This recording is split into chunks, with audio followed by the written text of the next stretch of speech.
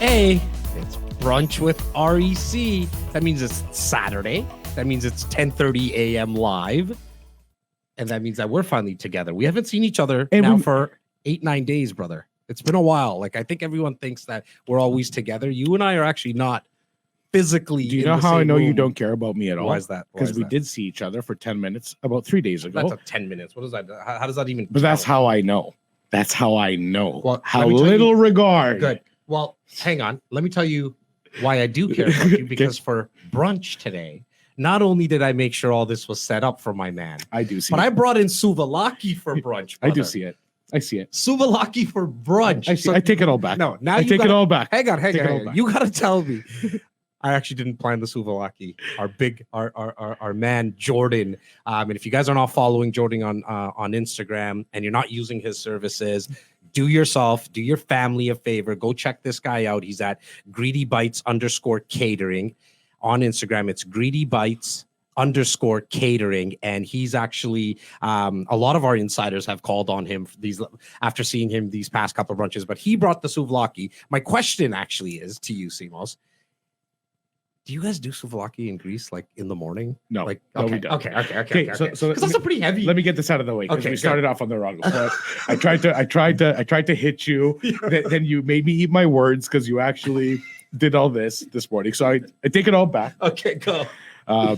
Top of the morning, REC Nation. Top of the morning, Canada. Top of the morning, North America. From wherever you're logging in, please take a quick moment. Tell us where you're logging in from. It's literally our favorite thing about brunch to see where everybody is. Well, and eating. I want to say a massive thank you for everybody logging in this morning. We do have a really cool show lined up today. We're going to have our best, one of our extremely close and good personal friends and business collaborator and strategic partner in the United States, Dawood Bedrosian. He's out of Orlando, Florida. We're going to be talking all things Florida real estate today. And that is because we have asked every single one of you to contribute what you want us to cover. And again, I remind you that it is the most crucial thing you can do. The feedback you give us is what guides us, meaning that for us to deliver value to you every second Saturday, we need to know what is missing. What is the hole that we're filling, that void? So yes, market reports, yes, activity, obviously, those are the easy ones. But where do you want us to dive deep into?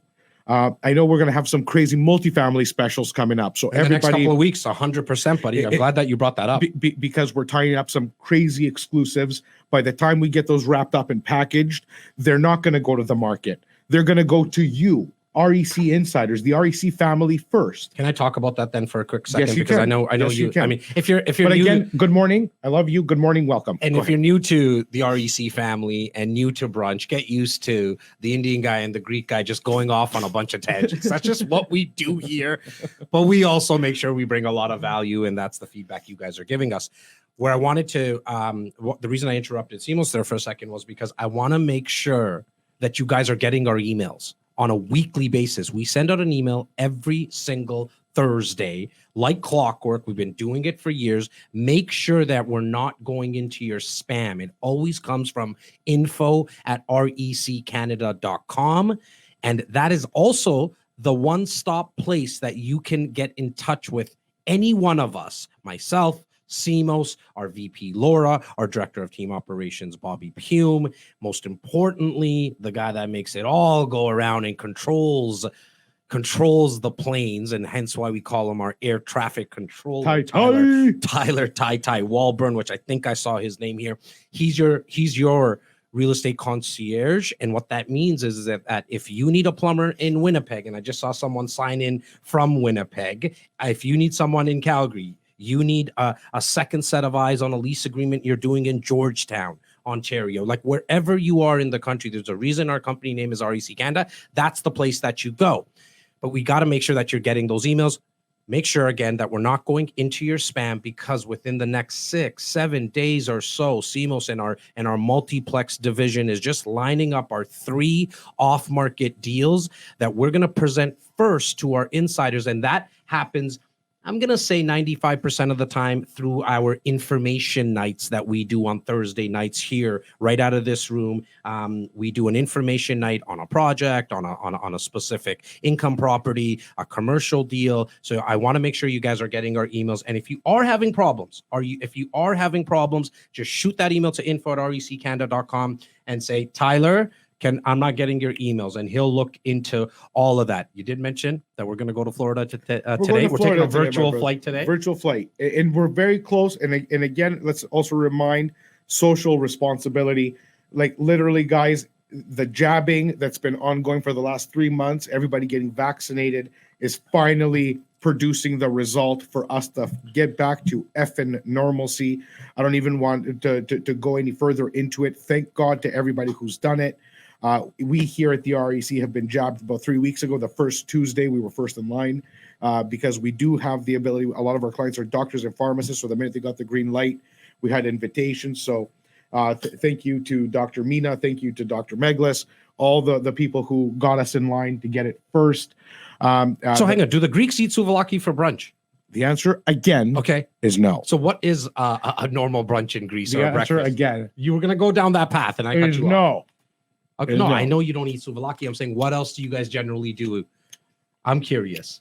Eggs, spinach, delicious breads, Nice. cheese pies, spinach pies, meat pies for that matter. Well, see, anything wrapped because in I want to make pastry. you feel special. So I'm going to get my boy Jordan from Greedy Bites _catering to make sure he brings some of that stuff. We're getting a lot of messages today, man. Thank you so much to all the insiders. You're letting us know where you're signing in from. Big shout out to Michael again and Anna. I always say it's Anna Raposo. She's my favorite Raposo. By far, she's my favorite Raposo. How could you do that to Mr. Raposo? Well, I love art. Well. I love You're art my favorite Raposo, buddy. We're getting a bunch of people signing on here. And guys, this is the place also in the comment section. I'm watching everything on Facebook. I hope nobody thinks I'm being rude on my phone. And there's a reason, because that's where I see the comments. This little screen in front of me. I mean, I can't really see some of that writing, but I could see everything on my phone. Drop your questions in here. I'm going to monitor all these questions, throw the questions at myself and at Simos and one of our guests that we're going to be bringing on today, Dawood, who's, again, it's interesting what's happening in Florida, man. I mean, you and I, we took the family there. How long ago was that? 2.5 years ago. 2.5 years ago. What a blast we had in Fort Lauderdale. Loved. I thought you were one of those. I wasn't sure what was going on. I don't want to leave you hanging. We didn't get around to the rest of Florida, but we were obviously meaning to do so. And I think that's what's next for us. I think our kids are now at the age where Orlando makes sense. Yeah. They're going to remember it. Yeah. Our kids are between 8 and 5. We literally had a kid a year in rotation. So and we timed think it and planned it on purpose. 100%, because we're such planners and so organized. Yeah. But I think that's what's next for us. Like from a family's getaway. Yeah. I think Orlando and David is for sure is going to have a lot to do with setting us up with accommodations and the best of. But Orlando is definitely next. It's of great interest to thousands of Canadians. It is a little mini Canada over there. Yeah. And that's what we're going to learn about today, and that's what he's going to be covering off. So before we take this flight to Florida, why don't we just quickly touch on what has happened this past week with our team? I mean, as many of you know now, we have 47 realtors that covers the Greater Toronto area.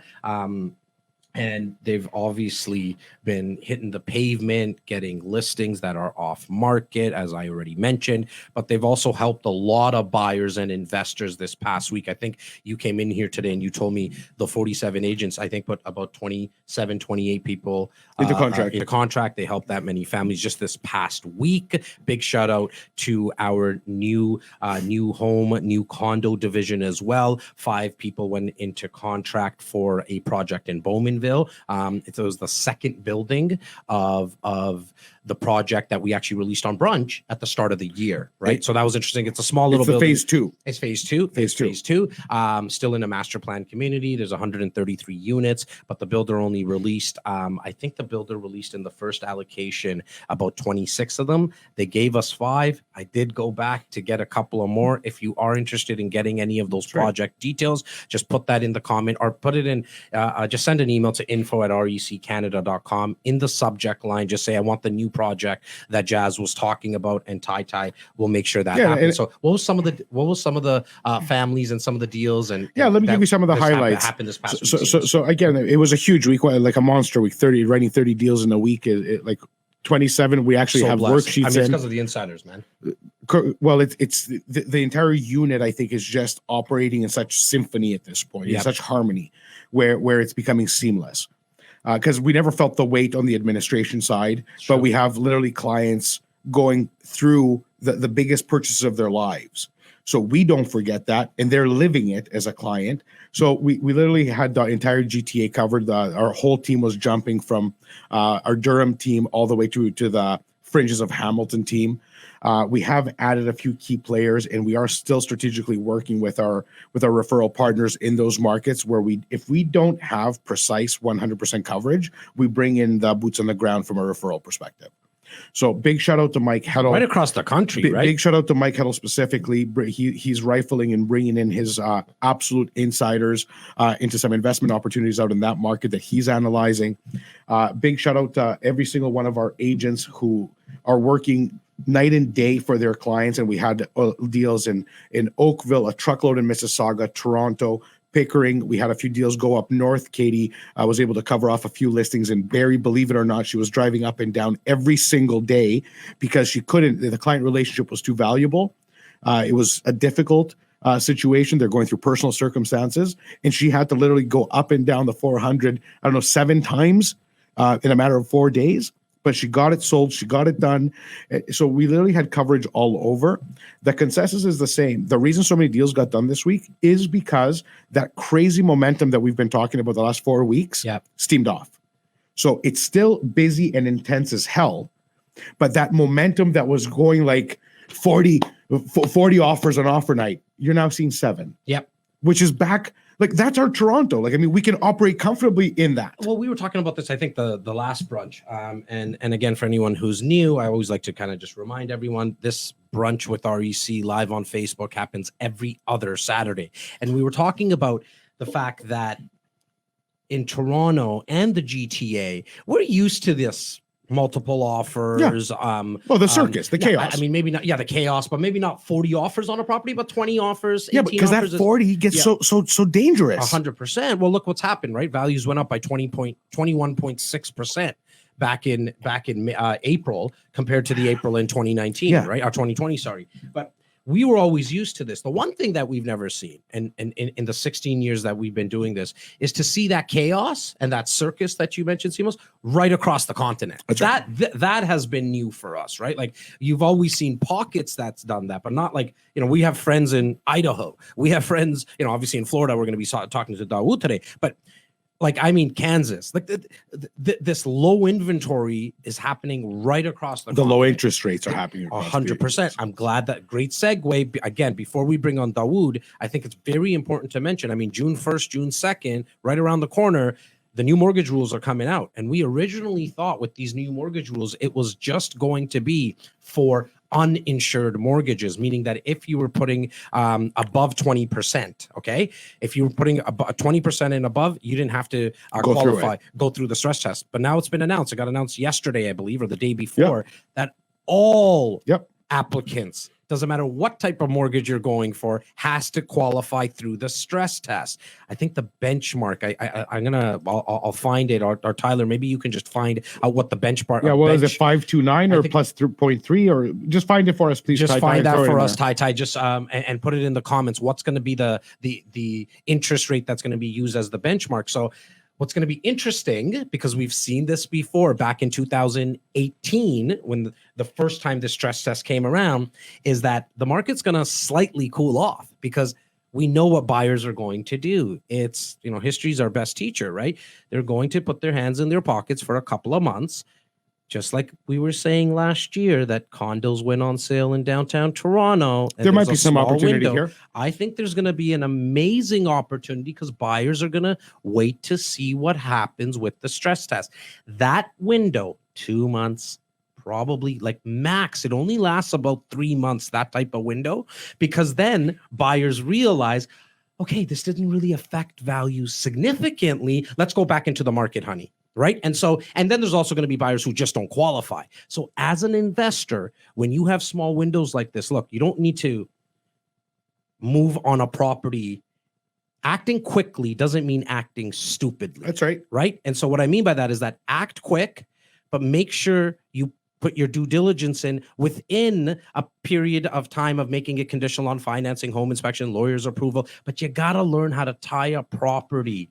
That's by far the biggest mistake. Well, one of the 2-3 biggest mistakes. I just put up a video right now on Instagram, like literally an hour ago. I actually went back to my 2 homes that my parents sold in Rexdale. I saw that video. That was a sweet video. Right. And I just showcased the fact that, man, that was probably the biggest mistake that my parents made. Right. One of the reasons our motto here here at REC Canada is that I'm glad I did, because we hear it all the time. I wish I hadn't sold. I wish I had kept it. My parents sold those 2 properties because they didn't have the education.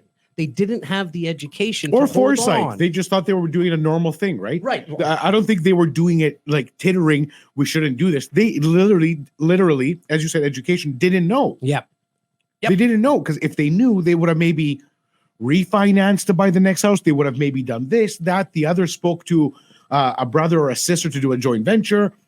But they didn't know. They just sold and bought, sold and bought. And now, I hope what you and I are articulating really well to everyone here on Brunch is you don't have that excuse anymore. You do not have that excuse anymore, especially with the community that you're in. Not only with us here at REC Canada, but the biggest reason we went live on Facebook, we decided to go live on Facebook in 2021, is because we wanted to make it very, very easy for everyone within our community to get in touch with each other. Do those joint ventures. Look, guys, if you're in the comments right now, or if you're watching live, you can easily just click on someone's name, send them a quick little private message, say, hey, what are you up to in real estate? What's going on? What's some of your goals and aspirations? Are you looking to do a joint venture? What have you done before? So on and so forth. And so I think what I want to do really quickly, and then we're going to bring on Dawood, I promise, because I'm sure he's all dressed up and dolled up for us. He's a good looking. He's a good looking. Is he ever going to make us look bad on screen? He's a good looking guy. Is he ever going to make us look bad on screen right now, buddy?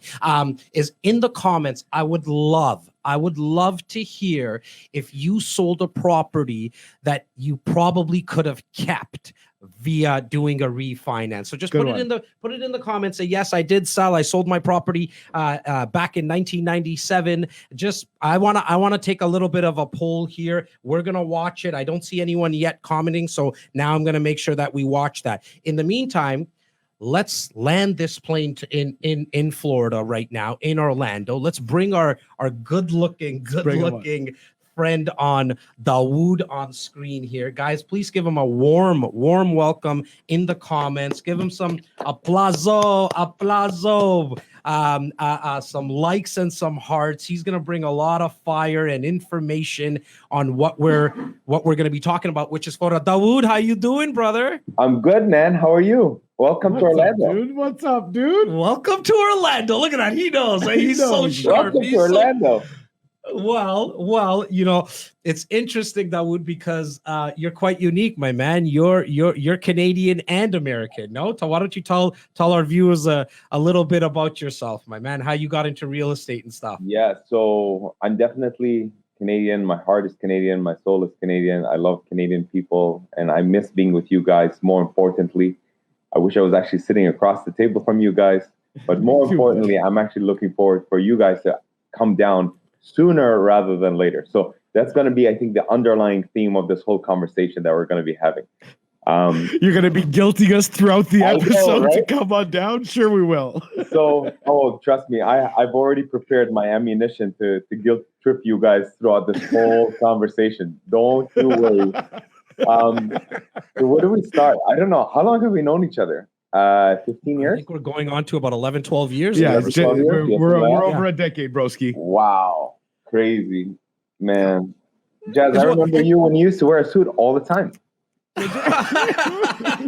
Well, things have changed slightly. Jas is a lot more comfortable in a t-shirt. I mean, obviously in the winter, hoodies. Hey, look, I think because we brought you on, we're getting Florida weather here. Simos and I came in early in the morning here. It was like 24 degrees. Yeah. And I think it's going to get to 35, 37 it's gonna be today. hot. So it's going to be a humid day here. I just actually saw what Steven put as your title. I totally forgot to mention that. Or you might have put that yourself there. No, I didn't. You actually host your own radio show in Florida. Yep, I did. And I actually, I have to say kudos to you because you are in many ways my mentor, my confidant, my guiding light on a lot of these different areas when it comes to social media. So my heart and I really appreciate you for everything that you do for me as well too, Jas. Well, you were obviously introduced to us by our late great friend and brother and mentor, Mr. Simon Giannini. May he rest in peace. May he rest in peace. And I think he's smiling, watching all three of us right now, still doing this. We're still together. So when did you go from Toronto to Florida? When did that transition happen, and why? It's really simple. My mom has a twin sister that looks exactly like her. And I moved to Canada in 1995, went to go visit her in 1998, let's say. And for 2 years, I obsessed about moving to Florida. And as luck would have it, or divine intervention, I graduated from university. And literally within 2 weeks, I was in Florida. And I went from one mom that looked like my mom to the other mom that looked like my mom. So great. And I couldn't believe that there was actually like sunshine and palm trees, and you could go to the beach in the middle of January when it was snowing and absolutely frigid cold in Canada. So it just seemed like a very natural move all in all. I moved to Florida in 2002 and been here ever since. Trust me, I miss my Canadian brethren like you guys, and I miss my family. I haven't seen them since the beginning of COVID, actually before that, 2019. But, thank God for technology because we stay connected all the time, just like we do on all of our social media platforms. But, here comes the rub. Are you ready? Yeah. It doesn't feel like there's COVID here. Well, talk to us about that. Everything is open. You can go to a restaurant. It's at full capacity. The highways are busy. We have tourists from all over the country. The theme parks shut down by noon because they reach capacity. So the theme parks are open. Everything is open. The theme parks have been open, and the theme parks are shutting down because they are reaching capacity levels on a regular basis. The outlet malls are busy.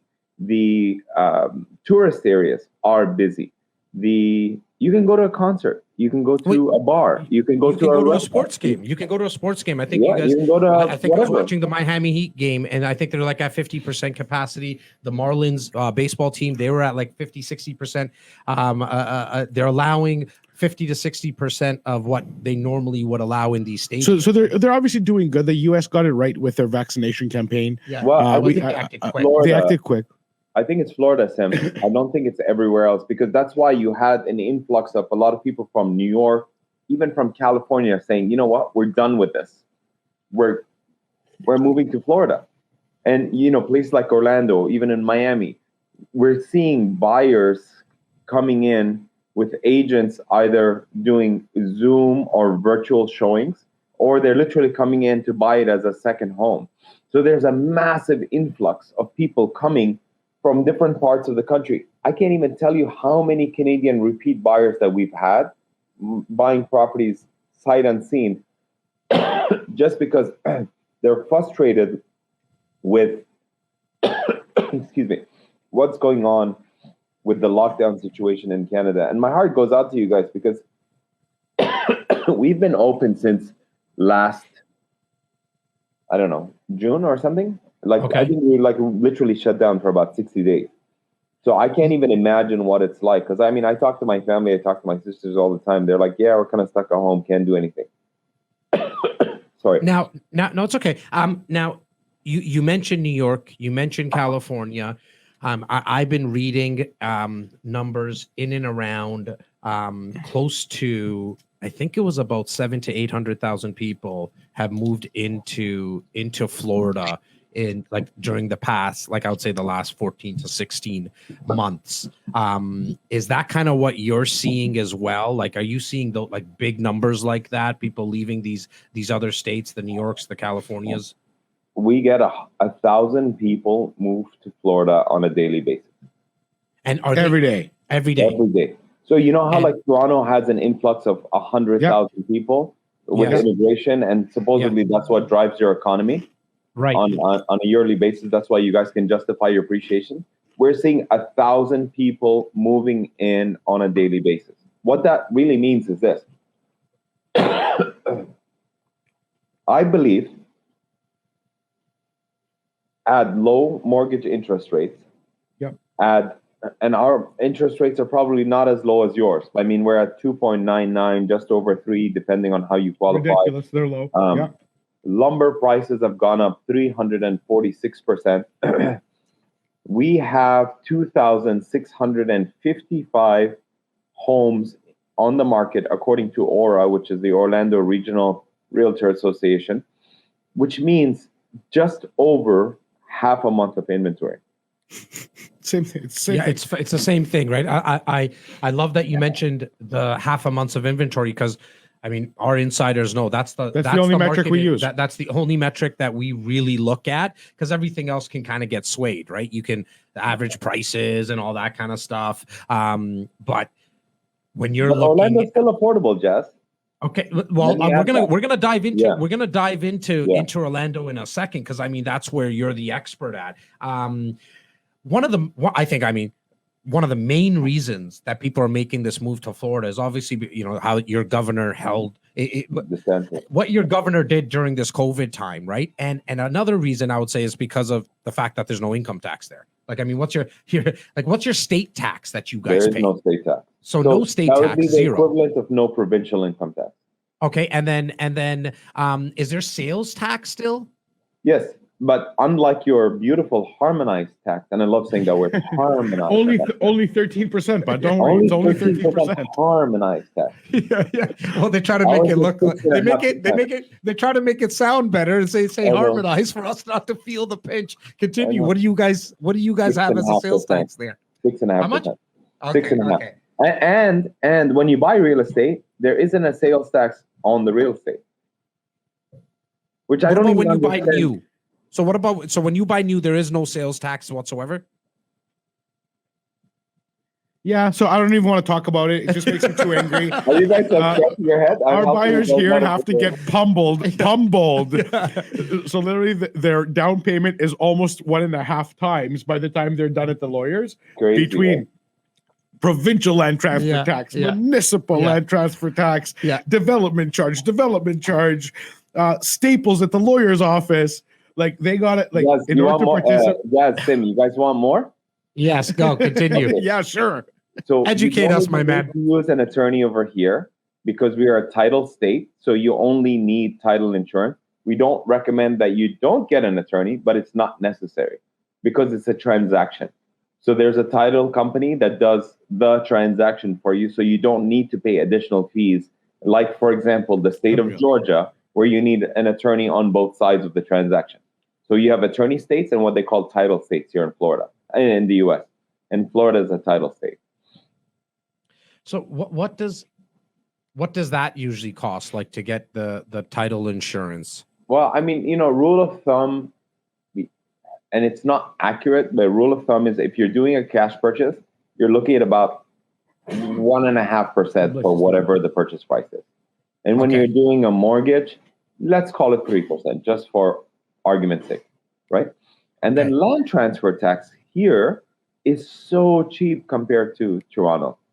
So it's 70 cents for every $100, so $700 for every 100,000. Okay. Now, I mean, look, I think one of the biggest things, the biggest differences between Toronto and Florida in that sense, and I think we can agree to disagree at times, that's okay, is that our passive appreciation is just out of this world. Not to say that Florida and Orlando's is not great, because I think it's fantastic. I want to dive right into Orlando, and also speak about, you mentioned Canadians looking into investing and purchasing in Florida / also in Orlando, is it investors actually, or is it people who are using these as second homes? Like who's the buyer from a Canadian perspective, Dawood? So let's go back into time, right? Okay.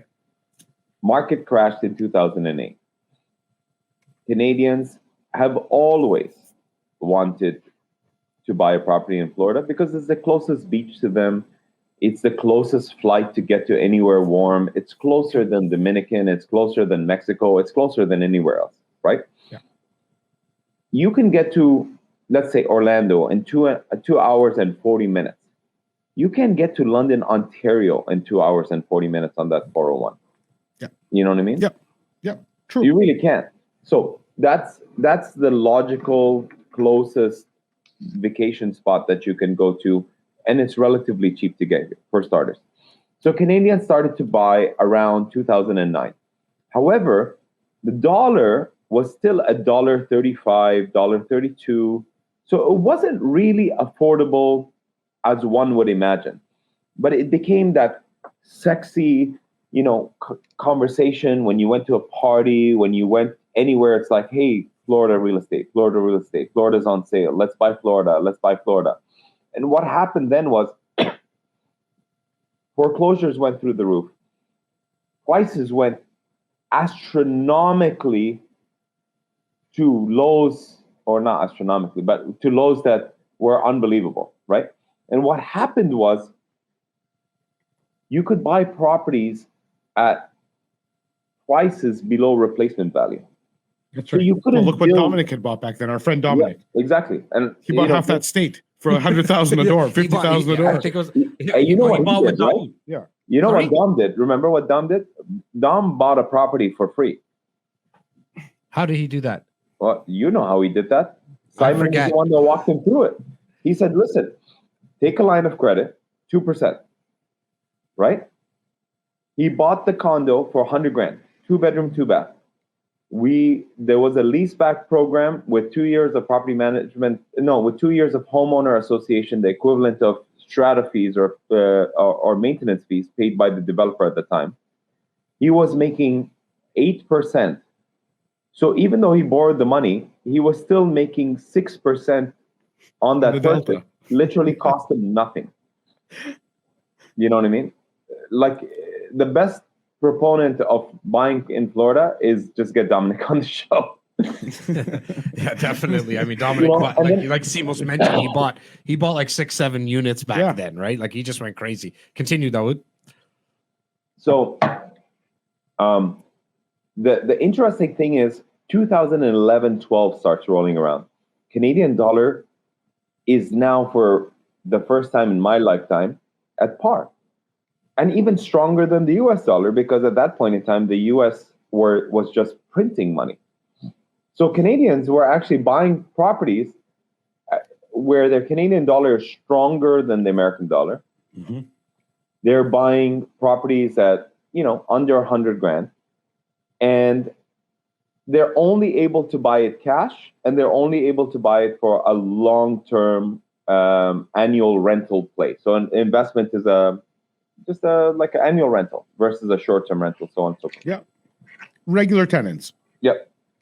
TD becomes a big player in the market, starts growing at an exponential pace, and becomes the fastest growing bank in the US. And that's TD USA. Although it bears the same name as Toronto Dominion Canada Trust, it operates as a sister company.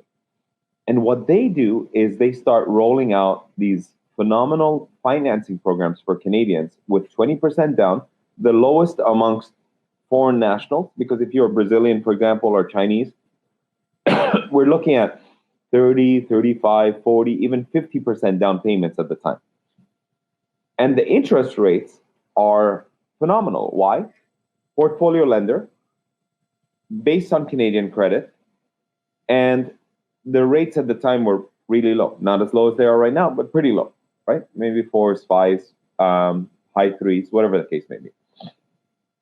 Now the Canadian buyer goes, I always wanted to buy a Florida property, but I want to buy a property by the water. I want to buy a vacation home. a 6-bedroom, a 10-bedroom, a 9-bedroom, a 12-bedroom. And you're probably scratching your head going, why do you need a house that big? We'll get into that in just a second. But what it did was it started to open up this market for a lot of people.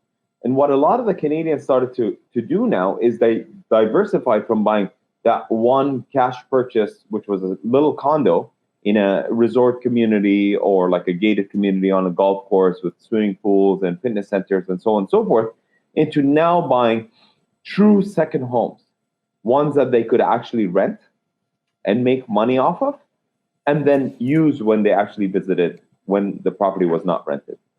And it actually opened up a huge market for that, because every Canadian's dream is to leave Canada in the wintertime. Yes. No doubt. And what happens is, just when you guys hit weather like this, all of a sudden, summer feels like it's going to last forever, until Toronto International Film Festival rolls around and you go, oh my God, it's getting cold again. Right around Halloween night. So, Yeah, you know Halloween. what? I think TIFF is, mid-September or something like that, late September. I think it's Halloween night. It's actually why I brought my Halloween plate for brunch today, right? Because that's when it gets a little cold and we start to think about Florida. So now, talking about, just kind of quickly fast forward, I want you to fast forward to what started happening, March, April 2020. So last year, COVID starts to, we start to get into lockdown. What starts to happen to values over there now? So the whole market kind of froze for a second. I spent more time on marathon realtor Zoom calls talking about what we should do and not do, when everybody was in a state of panic. Didn't know what to do. Everybody was basically holding off. We thought the market was going to crash like it did in 2008. We're like, here it comes. We're basically sitting at home, can't leave the house, can't work, can't do anything. Then all of a sudden they say, realtors are essential services. So thank God for that, because I use that as an excuse to leave the house every single day. And everybody's like, hey, stay in touch with your clients, see if you can help, see if whatever it is. And yes, you know what? In segments like the vacation rental market, prices were going down because there was people that owned them internationally and they were desperate to sell because they panicked. Well, they panicked and they were desperate to sell because they weren't getting any rentals. Bottom line, everything was shut down, right? So the homes were vacant. Sorry, what? The homes were vacant. Yeah, exactly. And you're carrying the cost of the mortgage, you're carrying the cost of the maintenance, you're carrying the cost of all the other expenses that you have. But then something really interesting happened. The governor said in June of 2020 that you could actually open vacation rentals. And what happened was really interesting. Even though the parks were closed at the time and just started to open up a few weeks later, people were saying, you know what? If I can work from home, screw this. I'm going to Florida. I'm going to stay in one of these beautiful homes. I have my own pool in the backyard. I'm not staying in a little condo. I'm not staying in a little tight space in a really cold place. It wasn't cold at the time because it was June, but in general, you know what I mean? Florida is relatively open. The restaurants were open. Takeout was open. You could sit outside. There was definitely a lot more to do. People started to come and start renting these houses out. What happened in places like Miami was all these New Yorkers that are pent up in their little condos are like, I'm moving to Florida. So all of a sudden, all the license plates that you started to see in South Florida were New York license plates. Of course they were. Boston license plate, Chicago license plate. And, the restaurants were open. However, they had a curfew. In Orlando, we didn't have a curfew, until for the longest time, the restaurants and bars or whatever it is were still open till 2 o'clock in the morning. Yes, we did have a curfew for a few months. But, Miami just released their curfew weeks ago, about 6 weeks ago, 4 weeks ago, or something like that. So we've been open on the whole. Our bookings started to go up on the vacation rental side. More people started to buy. I think about November, December, definitely January, we started to see a lot more virtual showings. And I have a buyer in New York. I have a buyer in whatever, Massachusetts. I have a buyer in Chicago. I have a buyer from California that's moving, relocating. All of a sudden, we started talking about it on the radio show as well too. Buyers coming in from other places, and our inventory started to dwindle. Why? The sellers didn't want people coming into their houses during COVID times. They were hesitant to sell because they didn't know what was going on in the market. But I'll tell you what happened simultaneously, which even to think about it right now, doesn't make any sense. How is it that during a pandemic of this magnitude, is it possible that prices are skyrocketing? Okay, we're not talking about Toronto because Toronto is an anomaly. It's the rainbow unicorn for the rest of the world. But it sure is the outlier, right? 100%.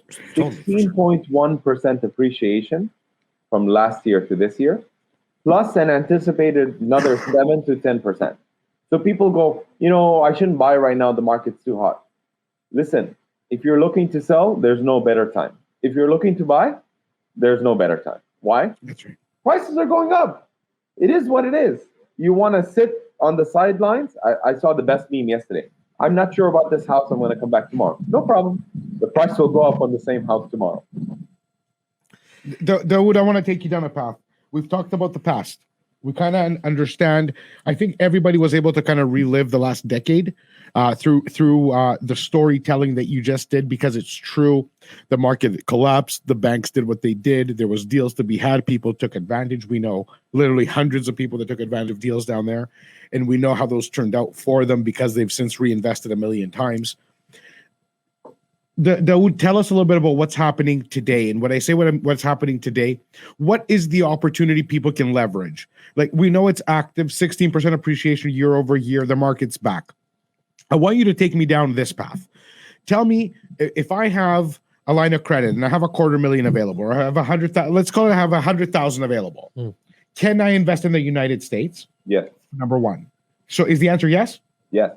Okay, so I have 100,000 Canadian dollars because there is a delta to be had. I am going to lose some purchasing power, but I want you to guide me down the path. So I am the client. I want to call David today and say, take me to Wonderland. Take me down to the promised land that you were talking about on the REC Canada's brunch. Wonderland. You're talking Wonderland. No, I'm talking about the rhetorical Wonderland. Got it. The sunset. Okay, the promised land. Yeah. So I want you to take me down the path of, I have 100G.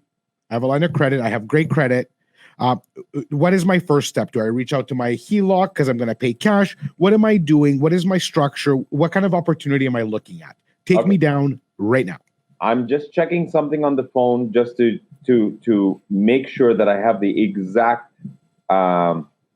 You do that, and while you're doing that, I just kind of wanted to reset the room essentially and talk a little bit about on who you see on your screen right now. That is Dawood from Orlando, Florida, host of Real Sense Now radio show based out of Orlando, but a very, very dear friend of REC, as well as an expert when it comes to the Orlando real estate market. Go ahead, Dawood. What were you showing there, brother? So this is what I wanted to show you guys. Oh, sorry, wrong one. This is the exchange rate as of today.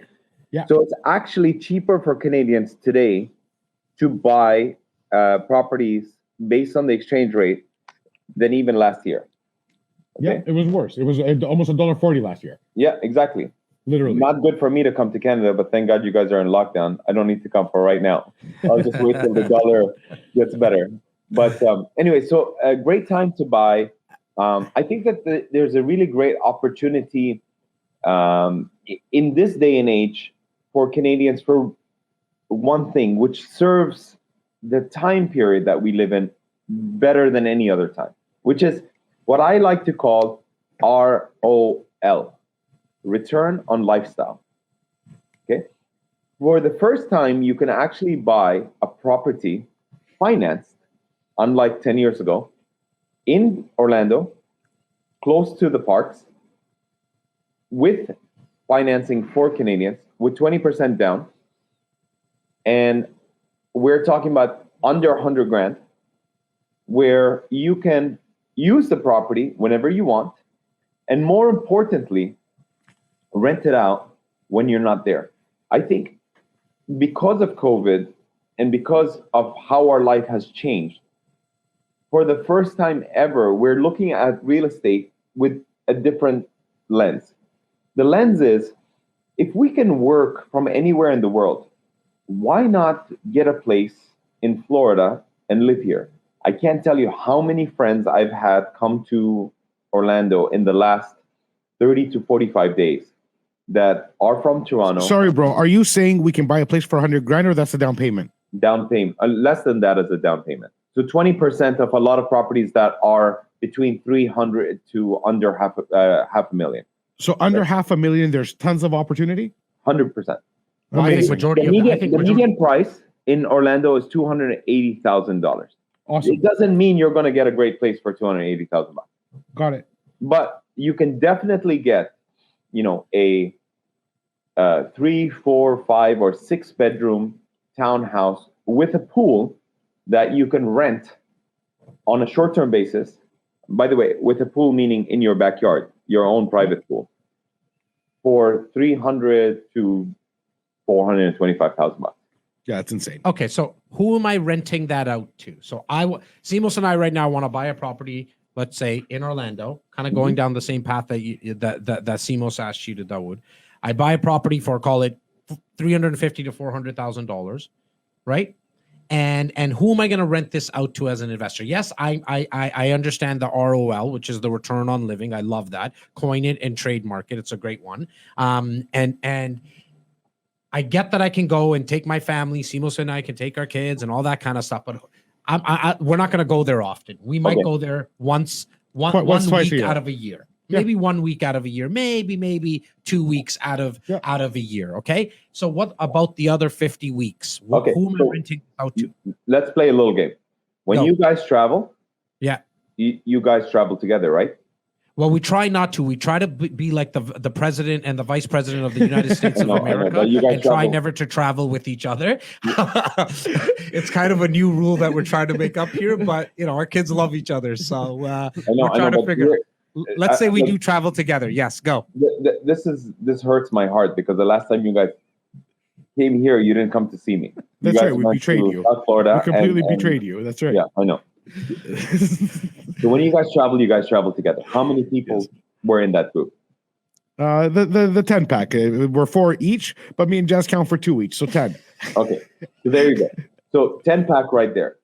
Yeah. Most people that come to Orlando in particular are coming with their family. Let's call it 4 to 5 people, and usually mom, dad, best friend, uncle, aunt, whatever the case may be. Right. Yep. So now you're at between 6 to 12 people. Yep. It does not make sense to rent hotel rooms out.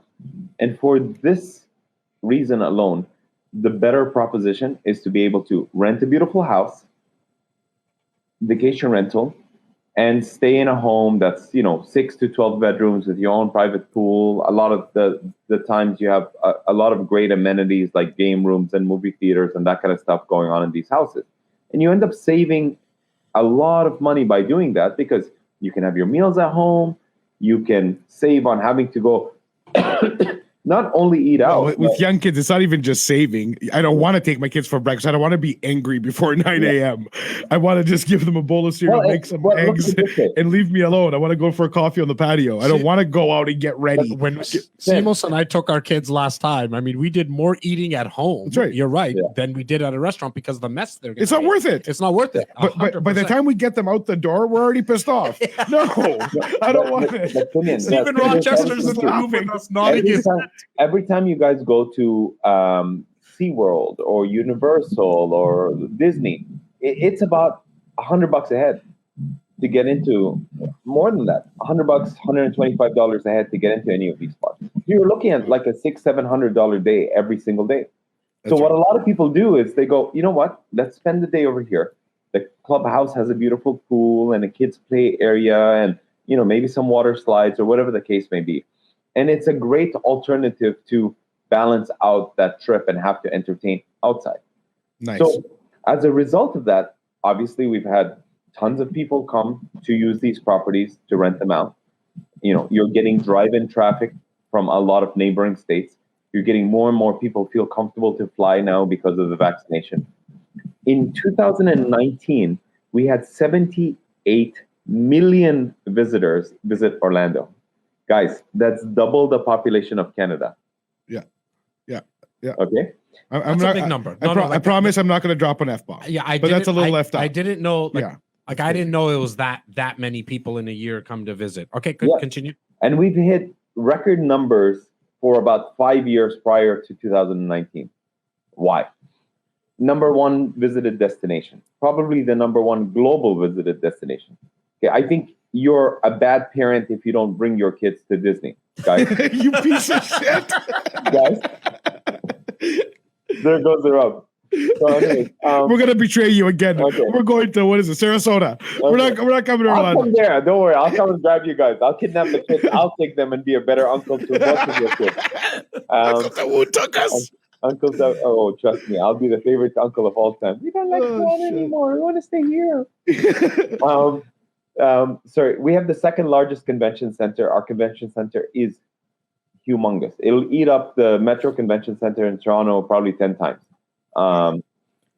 And we definitely get a bunch of people that come in not only for the parks, but like I said before, great weather. It's a good place to stop by while going to other places to visit as well too. I definitely know and agree that Florida is a global playground. It's not the United States or Canada or North America. It's a global destination. It's a global playground.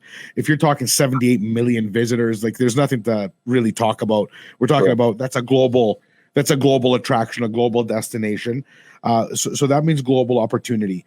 If we're going down this path, I think what we do as a result of this, because this is now it's a little bit enlightening for me. I didn't know how deep we're going to go into it, but with some of these reveals that you're dropping on us, some of this insight, David, I think what we do is maybe we're going to make, obviously, email info@REC Canada. Well, we actually, if you want to get in touch. I know Dawood has like a project that he's actually working on. We'll give everyone the information. But what I'm saying is let's put that up permanent. Yeah. Let's put it maybe over this week, guys. REC insiders, be patient. You can get the package now with whatever the opportunity David has, and he'll take us down that path right now. But above and beyond that, let's maybe make a permanent Orlando corner on the for sale, sure. Where we can update the opportunities on an ongoing basis. Maybe we'll drop a recording of this video, or maybe make a fresh one that kind of really outlines the meat and bones of how to invest, how to set yourself up. So for the whole taxation, all the nonsense that goes with investing, excuse me, because I'm liking it. I'm really liking this convo. And I think ongoing throughout the year, as people reach their frustration level at some point different during the year. Yeah. So somebody's going to blow their lid off in November. Somebody's going to be in March where they say, F it, I need a place to escape to, but it's also rented and it's serving my purpose as investment. They're doing let me it pick already, something up. Huh? They're doing it already. I know. Over 90% of my clients right now are from Canada. Yes. I see it. It's making too much sense. So I have a couple of questions that are in the comments. I'm gonna make sure that bear with me here that I just scroll back. So in terms of lenders, just in general, I mean, obviously you went down the green bank a lot about TD. Is there other lenders as well that are blue bank too? You have the Blue Bank as well. For anybody who doesn't know what the Blue Bank is, it's RBC. So there's obviously a couple of lenders. What's somebody's asking here? Deanna, thanks for the question. What would be the average nightly rate on such a property, and what kind of occupancy rate?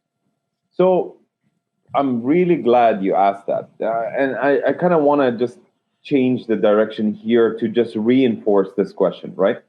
So we anticipate, we meaning our group, when the borders open up, if we hit numbers of 78 million, I can assure you the numbers will be way over 85 million from the 78 that visited in 2019 because of this pent-up demand. Because everybody's stir crazy in their homes. I mean, that's going to happen right away. Yeah. Number one. Number two, the CDC warned that it was safer to stay in a vacation rental than it was to stay in a hotel. When you get a warning like that, what do you think happened to our vacation market. March break, guys, they saw occupancy levels of over 86%, with some homes being rented between 90 to 98%. Wow. Real numbers. Google it. Right? So, you know, we have a realtor friend visiting from Toronto, and he literally called me. He's like, "Can you please call somebody to help me get a home to rent because I can't find one online." That's how busy things are right now. And now the schools in the US all wrap up within the next week or so. So the occupancy levels are going to go through the roof because everybody's going to want to take their kid to the beach or to Disneyland or Universal. And so you're very comfortable in to say to Deanna's question there that, I mean, you're looking at occupancy rate being in the high 90s, if not in the hundreds kind of thing. I'll send the article. Perfect. Awesome. Make sure to send that article over. What's cash flow like? Like, you know, after all your expenses and stuff, are you seeing $300, $400, $500 a month kind of cash flow? You know, I really think it depends. I think when it comes to vacation rentals, there's a couple of key factors that are pertinent when you're buying a vacation rental. You know, a lot of investors wear investor hats. Investor hats. Yeah, get a glass of water, bro. We're not in a rush. That's sparkling. So, I think a lot of investors wear investor hats by trying to buy cheaper, older properties. And when it came to vacation rentals, the model evolved. There was a builder that is a very famous builder right here in the Orlando area, and they understood the trend with what was happening with Brits coming to Orlando, because the Brits in particular are notorious for buying vacation homes in Europe, in Greece, in Cyprus, in Spain, Portugal, and they started to come to Florida, and they started to realize maybe we should get these guys bigger pools in their backyards. Maybe we should build a nicer clubhouse for them. Maybe we should have a bigger clubhouse with water slides and nicer amenities and so on and so forth. So now we're at the evolution of amenities, right? Exactly. So now you have some communities that have $20 million clubhouses with every bell and whistle that you can have.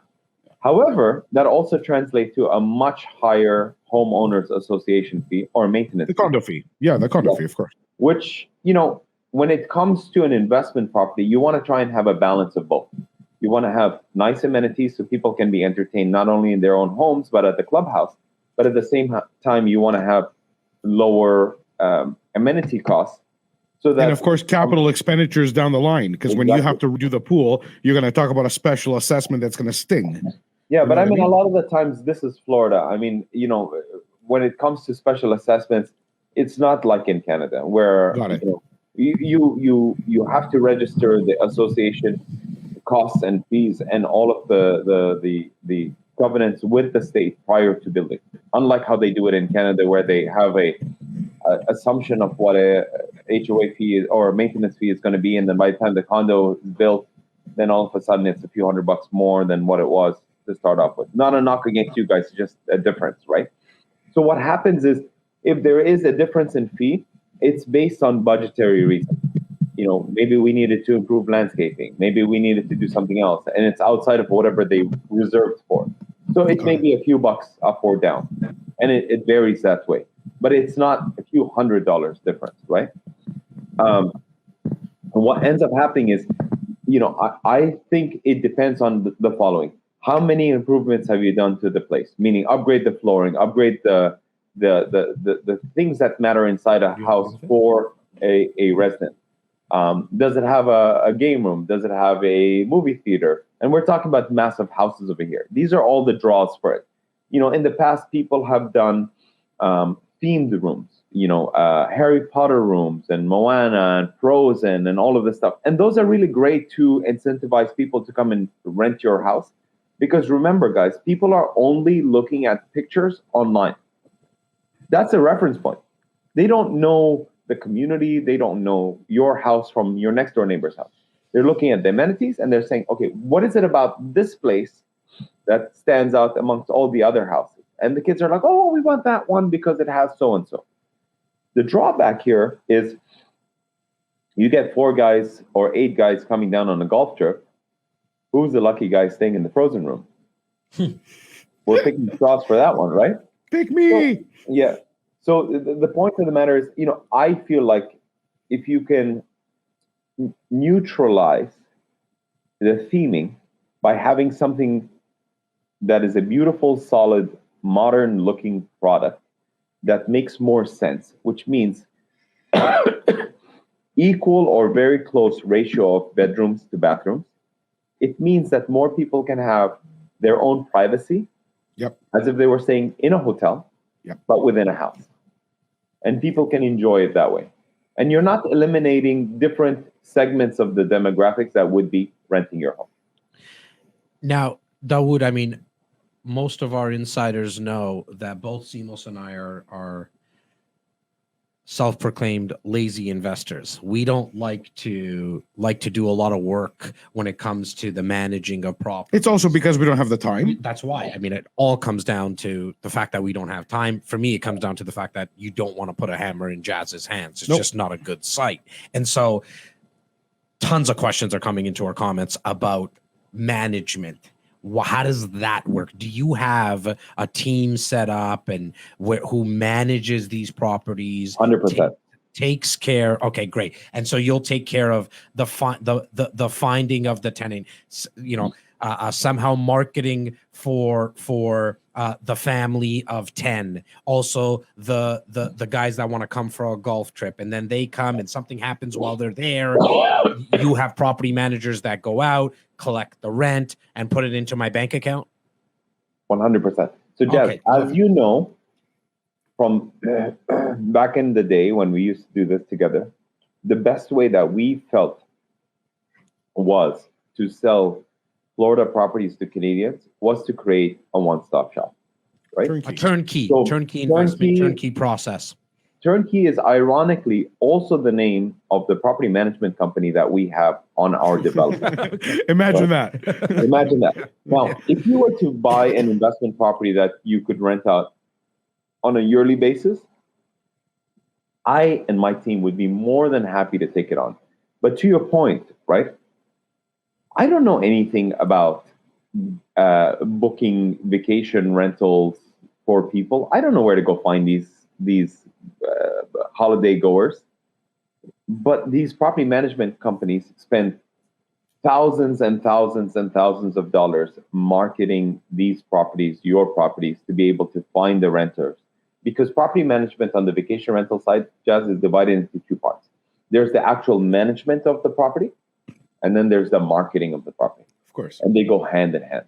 So you need a presence online. You need to find these people so that they can come to your property versus another one, right? And the company that we use manages over 5,000 properties in over 80 destinations throughout the United States. And as a matter of fact, has just been purchased by the largest property management company in the United States called the Vacasa. They own, or they have 32,000 homes under their management. So in order to determine the investor's success or the buyer's success, we needed to have a pedigree of the highest pedigree of partnerships to determine that kind of success. And that's why we chose who we chose as well. Too. Okay. And by the way, in our development, there's only one property management company. So you don't have other property management companies cannibalizing the rate so that, the developers can get a uniform, equal, highest return on their investment. What, in terms of tax implications, a couple of questions just came into the comments here.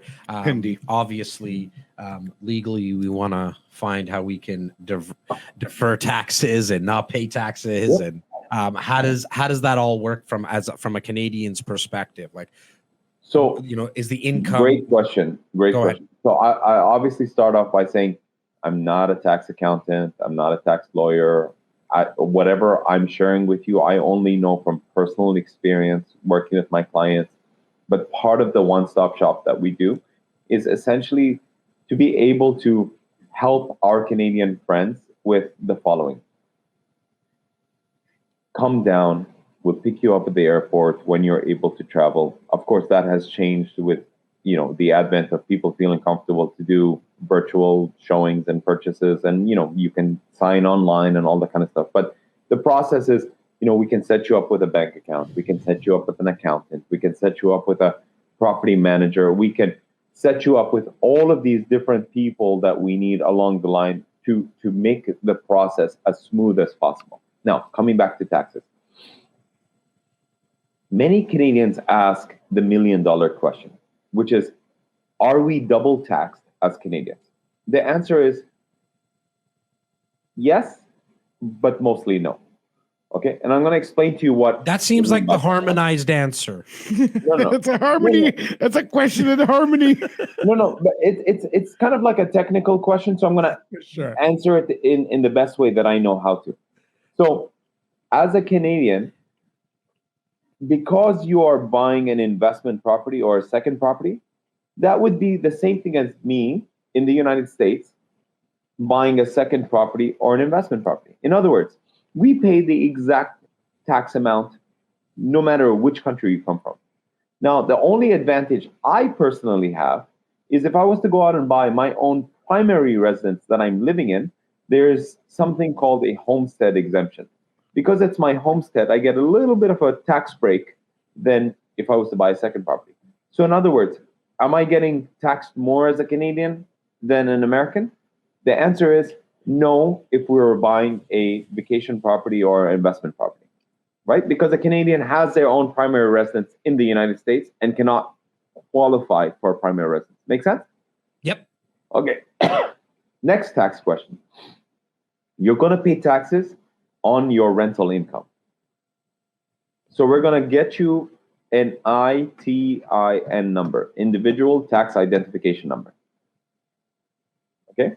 That number is going to be the equivalent of, let's call it a SSN, Social Security number, like you have in Canada, so that the government recognizes that, hey, this is a tax-paying person that has a property, and they're going to be paying taxes on the rental proceeds of their property. Now, although that's the case, between your mortgage and your other expenses, and let's say hypothetically speaking, you jump on a plane and you come to Florida and you come to see your property and you're doing some work on your property, you're going to be able to write off a lot of those expenses too.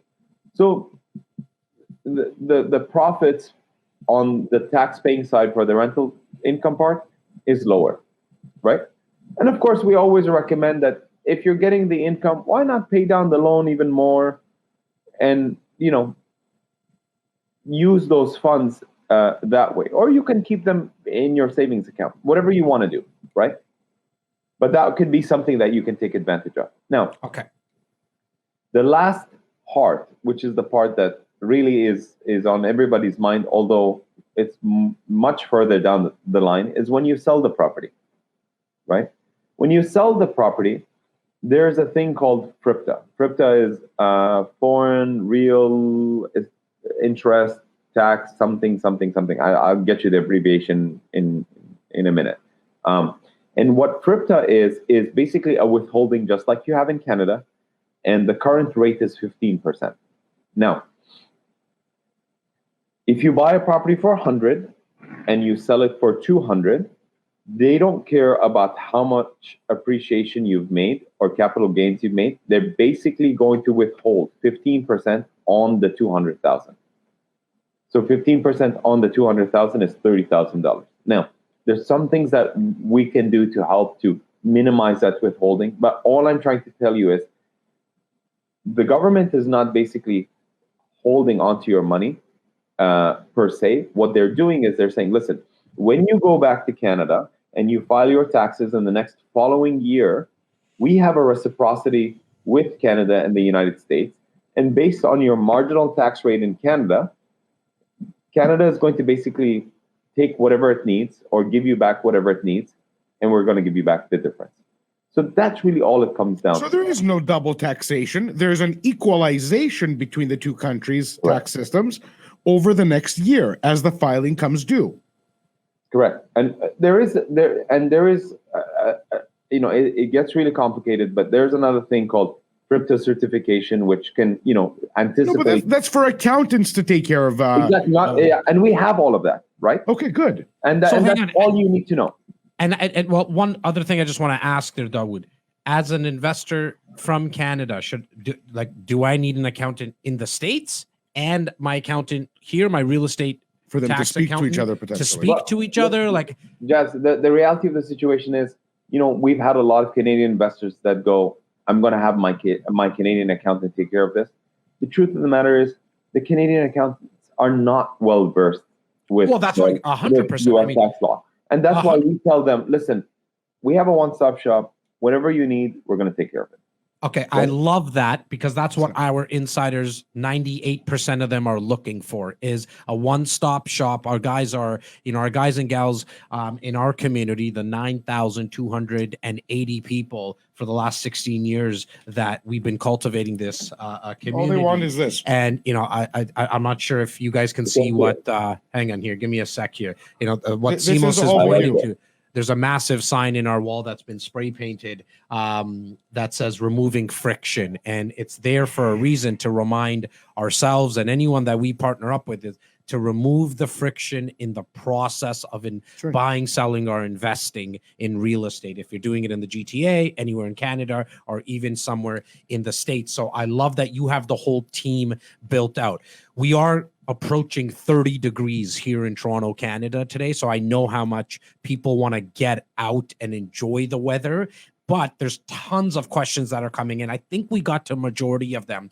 But before we let you go and we sign off on this week's Brunch with REC, you not only do the resale properties, meaning if someone wants to invest in a 6-bedroom home, a 4-bedroom home, a 1-bedroom condo, your team handles that. But you also do what we do a lot of here in Toronto, is new builds. And you actually have a project that you're working specifically on right now. Can you give us, and for everybody who's watching right now, I know there's a link that you'll talk about. Sorry, Simos? Treasure, there's the project, Treasure Resort. No, the Azure Resort. Azure Resort. We'll put the link in there. You can get all the information. You're going to get in touch with Dawood's team to work through all these questions, possibly make an investment. Just so you know, we have a lot of insiders that have invested in the States and specifically Florida for a very long time, but you obviously need to get all the information. Give us a 3 to 4 minute Reader's Digest version of what this project is, how people actually make money on this investment, and then obviously drop the link. And Tyler, make sure you put it in the comments. Stephen, you put it up here on the show, and we'll go from there. Yeah, Jas, can you get Tyler to just modify that link and just go /info? Oh, yeah, for sure. So, Stephen, why don't you put it up here right now? It's the azureresort.com/info. Info, correct. Just go /info, Stephen. Perfect. It's so make sure if you want information, it's not the azureresort.com, it's /info. That's really the only way that you're going to get to Dawood's team to get the information. So Stephen, just take off that old link. Okay, so it's the link that's coming across our border right now. So it's the azureresort.com /info. Go ahead. I love that you mentioned the resale part. And honestly, as much as I would love to help a lot of Canadians with the resale, at this point in time, we're really giving you guys a bit of a golden opportunity here for one reason. Based on what the market is indicating or dictating to us. For you to be in Canada looking for a resale, fighting with 25, 30 offers, over list price, doesn't make sense.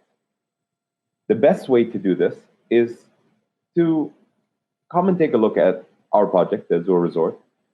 It's 126 townhomes. You can comfortably and easily look at the project, see it, have a Zoom call with us, because there is inventory available, most importantly. In addition to having inventory available, you can pick between a 3, 4, 5, and then we'll release the 6 bedrooms at the very end, only because we have 8 of them. It's a townhouse project The 3 bedrooms come with your very own hot tub or jacuzzi. The 4, 5, and 6 bedrooms come with a swimming pool in your backyard patio. That's 12 feet by 18 feet. Small pool, but a lot bigger than a splash pool. And it's in your own backyard. And, the most important thing about all of this is you can rent it out on a short-term basis. It's 3 exits away from Disney, so you're 9 minutes away. If you're a golfer, within about a 10-minute drive, there's over 15 golf courses to visit. You can use it part-time, and you can rent it out the remainder of the time, so you're getting good income from it. With the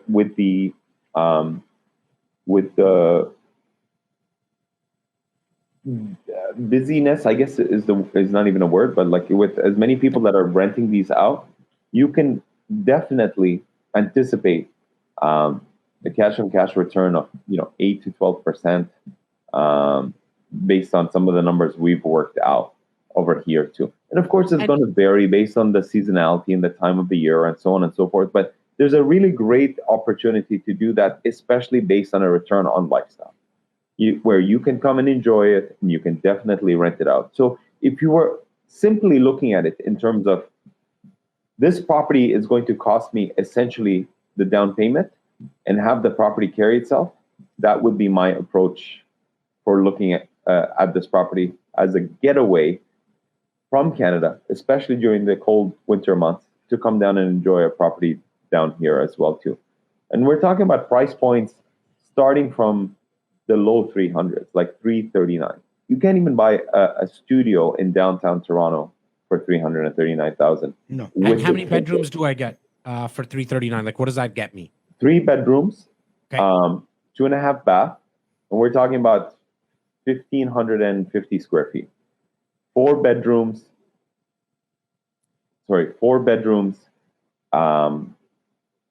is 1,910 square feet. The 5 bedrooms are 2,050 square feet, and they all have pools.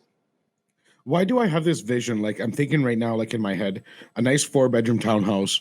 Like you could make it like an exclusive, like your brand of your unit as an investor could be like going after golfers, meaning like you and your boys, you and your girls. Well, now keep in mind that it's also 9 minutes away from Disney, right? So, but I'm just saying, yeah. But like just to make a nice, beautiful, like branded townhouse where you're literally going after the group of the boys or the group of the girls down for a week. Tyler and Steven. Yeah, we'll beat each other up with golf clubs, get drunk at the pool, and come home and pretend we golfed the whole time. The one thing I don't want to see is you in the jacuzzi, though. That's ever.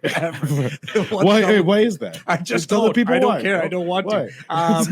Dawood, so just to confirm, anybody who's watching right now, just go to theazurresort.com/info, INFO /info to get all the information. Dawood will reach out to you guys, go through in detail exactly how the numbers are going to work, how the management is going to work, the important stuff. As insiders, we know what you're looking for. And then look, this is, in my opinion, a great way to offset and diversify within your portfolio, right? Like we obviously, we're biased. I'm biased. This is not like I don't hide this fact. Simos doesn't hide this fact. Nobody on our team. We are GTA people like forever, because we know what history has done in the last 100 years. But with that said, that doesn't mean that we don't like to diversify. That's right. We like to diversify, have something in each of all the buckets. We always say have eggs in all the baskets. We love eggs, and why not put them in different baskets, right? Who doesn't like eggs, bro? Diversify them in different buckets, bro. I was on a roll there, and then you just got I had to. Okay.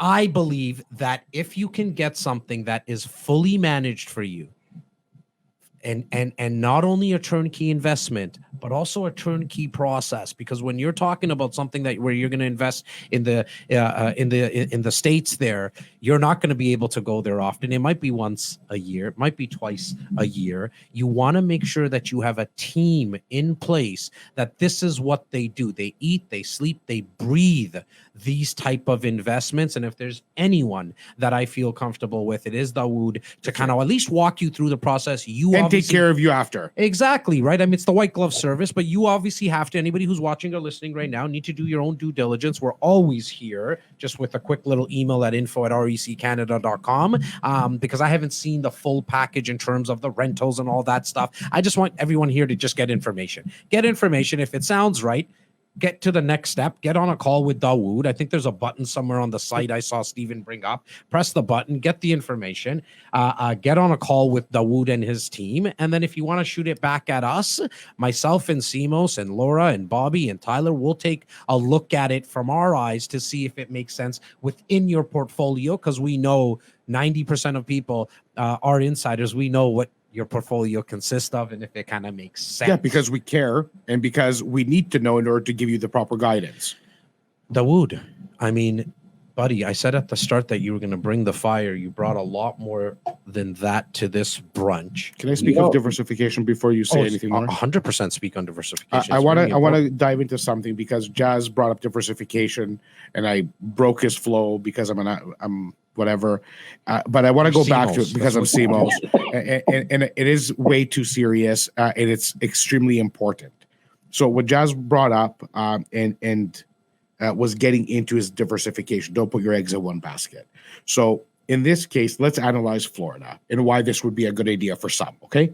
You've bought pre-construction, you've bought income properties, you've bought in different locations of the GTA, you've bought maybe even in different locations of Ontario or Canada. But what you're not diversified against in this case is market forces. As Dawood mentioned earlier, they never even closed. They closed for 60 days. They opened back up. Through ups and the downs, Florida is functioning. Florida is one of the safest states to be in. They're wide open for business, unlike us. Call it unsafe, call it safe, call it this, call it that. They managed to get through it, and they're open.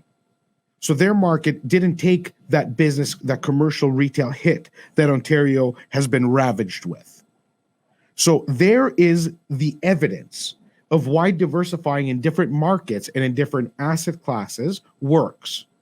Because if, for example, Toronto, let's say the vaccine roll didn't happen and we weren't on a good flow right now and we were getting things were going worse. But in Florida, things are getting better. So if you're invested here in commercial real estate or retail real estate to a restaurant, you're in trouble. Big time. If you're in Florida, they're open with lineups. So I just want everybody to understand diversification is as important as investing itself. So when you start, get started. There's nothing to talk about. Get started. Start investing in real estate. Well, and make it, in our opinion, the easiest one possible. Then, whatever that might be. But then you're growing, right? Yes, yeah. So do your second. Yep. Do your third. Yep. But once you do your third and do your fourth, you need to stand back. You need to get on the step ladder. 30,000-foot view. Get on the airplane. Yep. Get as high as you need to be able to see where you truly are. And you can't do this alone. This is where you're going to call Jas. You're going to call Simi. You're going to call whoever it is you trust. You're going to call your trusted advisors and say, what's missing in my recipe here? I just want a site. What should I be putting in? Yep. Is it Florida? Yep. Is it a vacation rental? Is it a commercial investment? Is it this? Is it that? But because we're talking about Florida today, and I like it, I love it. I hope a lot of you reach out to Dawood and look at the opportunity because it's great. But the truth is, it's diversification that you need to be looking at. It's expanding and mitigating risk inside your portfolio that you need to be looking at. You said it amazingly, buddy. The one thing that in the past I wasn't a big fan of investing into the States was because I couldn't leverage, right? Yes, like it was the dollar me, to dollar. The dollar to dollar, and I got to put 100% down. Yeah. To me, for me anyways, within my portfolio. Right. Yes. I like the fact that I can now finally do something like this with 20% down, 25% down. The 5% difference sometimes it actually works in your favor because you can refinance quicker. You can you're paying down your principal. So the 20 to 25%, because now at least I can use like one of the basic rules of investing for me anyways, is to use other people's money. Sure. Right? I try to use your money as much as I possibly can. Do. And then if it's not you, I want to get to the banks and use someone at the bank's money. I don't want to use all my own money. And this is one of the first times, like, I mean, TD started to make a push there. I think you said in what, 2012, 2013-ish, Dawood? Yeah. And right? Exactly. And you guys really nailed it. And the reason why I say that is because if you think about it, And now, even more than ever, if you're looking at a $300,000 purchase with 20% down, that's 60 grand. You're losing the least amount of money at a $1.20 exchange rate. We're talking about 20%. You know, so what is that? $6,000 in exchange rate. The rest of the time, we're looking at basically, essentially, you know, with the tourism going the way that it is, for the property to carry itself, and that's our objective. So if your property could be basically a modern, you know, flat roof with a swimming pool townhouse for the down payment cost, why not? You know, and if there's one thing for certain, and I know this is going to sound really cheesy, but it's the truth. You know, if death and taxes is really the kind of like the adage that we live on, the other thing that's for sure is that Mickey Mouse is not going anywhere. Yeah, that's true. That's a good one. Because you're essentially a bad parent, as I mentioned earlier. You're not bringing your kids to Disney. Guys, like, it's nostalgic, right? It's like one of those things that you want to see in your lifetime. You know, you're going to want to go to a Disney. You're going to want to go to, you know, the Taj Mahal or the Eiffel Tower. It's just something you have to do, right? And for those reasons, they picked Orlando because of great weather all year round. It's